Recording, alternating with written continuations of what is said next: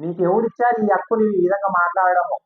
ఒక్కరివే కాదు, ఎస్టీ దళితులం అందరం ఉన్నాం. మేము కూడా ఉన్నాం. మాకు కూటమిలోన తెలుగుదేశంలో ఉన్నారు, జనసేనలో ఉన్నారు, బీజేపీలో కూడా ఉన్నాం. మేము దళితులంగా, ఎస్టీలుగా. అస్సలు నువ్వు దళితులని ఎవరు అన్నారు, ఎస్టీలని ఎవరు అంటున్నారు? అంటే నీ నోటితో నువ్వు అని నువ్వేమో మమ్మల్ని అందరినీ కించపరుస్తున్నావా?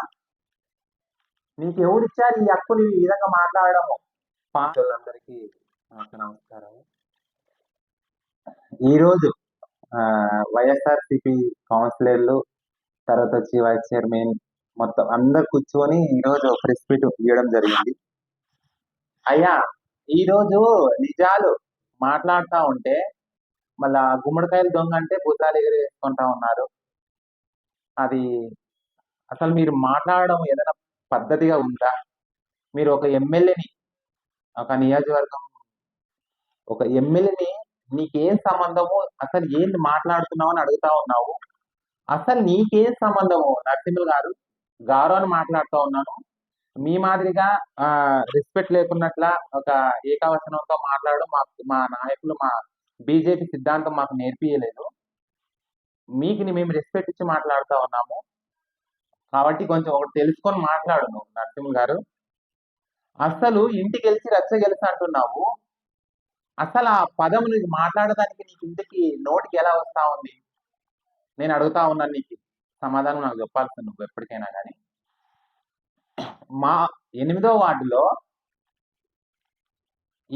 వార్డులో మన 2019 ఎలక్షన్లోన ఇంటి గెలిచి అంటే నీ ఇంటి మా వార్డు గెలిచి చేత కాకున్నట్లా నువ్వు, అది ఎవరైతే ఇక్కడ తెలుగుదేశం పక్కన నిలబడిన కౌన్సిలర్లు కానీ, ప్రతి జనసేన కౌన్సిలర్లు కానీ, బీజేపీ కౌన్సిలర్లు కానీ, వాళ్ళందరినీ ఏందేంది మాట్లాడి ఏందేంది చేసి నువ్వు వాళ్ళని దౌర్జన్యంతో పాటు ఎలక్షన్ జరిపించుకున్నట్లా చేసినావు. ఆ ప్రజలకు, మా ఆదోని ప్రజలకు అందరూ తెలుసు.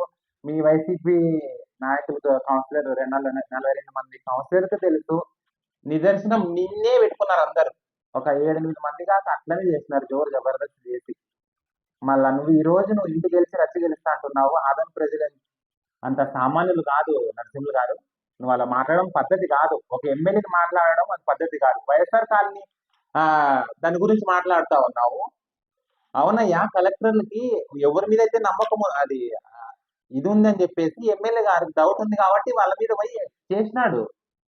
మీరు చేయలేదు అంటున్నారు కదా, మీకెందుకు భయం అని చెప్పేసి ఈరోజు ప్రెస్ మీట్ ఎందుకు పెట్టినారు మీరు? అంటే మీకు భయం ఉండగానే కదా పెట్టినది మీరు ప్రెస్ మీట్. కానీ అది ఎంక్వైరీ అది జరుగుతా ఉంది. అది చేసిన నిందితులు ఎవరైతే ఉంటారో చట్ట విధంగా ఖచ్చితంగా వాళ్ళకి శిక్షలు తప్పవు. ముందుంది ముసల పండగ అని చెప్పేసి మా అన్న అంటుంటాడు. అదైతే వాస్తవము. జాగ్రత్త. మీరు ఒక 4 కూర్చొని మాట్లాడి ఈ విధంగా ఇట్లా మాట్లాడుతున్న పద్ధతి కాదు నరసింహ. పార్టీ తరంగా మాట్లాడటం పద్ధతిగా. నువ్వు ఎస్టీలు, దళితులు అని చెప్పేసి ఎవరైనా ఆపోజిట్ ఎవరైనా మాట్లాడినారా నీకు? నువ్వు తెలివి ఉండి మాట్లాడుతున్నావు, తెలివి లేక మాట్లాడుతున్నావా? నీవు ఒక నియోజకవర్గంలో ఆదోనిలో వైస్ చైర్మన్, అది గుర్తుపెట్టుకో. నీకు తగినంత మాటలు మాట్లాడితేనే అది ఎవరైనా జనాలు ఒప్పుకుంటారు. నరసింహులు గారు, నువ్వు తీరి మాటలు మాట్లాడితే ఎవరు ఒప్పుకోరు. అయినా క్యాస్ట్ ఫీలింగ్ అయ్యేవాళ్ళు చాలా ఉన్నారు. మేము ఎస్టీలమే, మేము దళితులమే కాదని మిమ్మల్ని ఎవరైనా అన్నారా? అట్లా అనేవాళ్ళు పక్కన కూర్చున్నావు కదా నువ్వు. ఎస్టీలు, దళితులు కూర్చులే పోలే అని చెప్పేసి మాట్లాడే వాళ్ళు పక్కన కూర్చొని మాట్లాడుతున్నావు. ఈ రోజు నువ్వు ప్రజలకి, ఎవరైతే ప్రజలకి ఆదోని బాగుపడాలని చెప్పేసి ఈ రోజు ఖచ్చితంగా చేయాలని చెప్పేసి ఒక ఎమ్మెల్యే నిందిస్తా ఉన్నావు. నీకు ఎంత మాత్రం న్యాయం ఇది? ఎవరైతే నిన్ను ఎస్టీలు అన్నారో, మనల్ని దళితులు అన్నారో అందరు నీ పక్కనే ఉన్నారు. వాళ్ళు మాలో ఎవ్వరు లేరు. గుర్తుపెట్టుకుని అర్థంలో ఇలాంటివి ఇంకొకసారి మాట్లాడితే పద్ధతిగా ఉండదు. ఇంటికి గెలిచి రచ్చ గెలిచి అంటున్నావు. అది నీ మీదే వదిలేసినాం ఆ మాట. నిదర్శనంగా వైఎస్ఆర్సీపీ కౌన్సిలర్లు మొత్తం నీ మీదే నిదర్శనం చేస్తూ నీదే వాళ్ళకి దారి చూపించినావు అప్పట్లో. గుర్తుపెట్టుకుని నరసింహులు గారు. నా పేరు మల్లిక. ఏరియాలో పోయి ఇట్లా జగన్ కలిసి ఒక చేశారని చెప్పి ఆలోచించారు. ఇప్పుడు ఆ వ్యక్తి మీ పార్టీలో చేస్తే తీసుకోలేదు.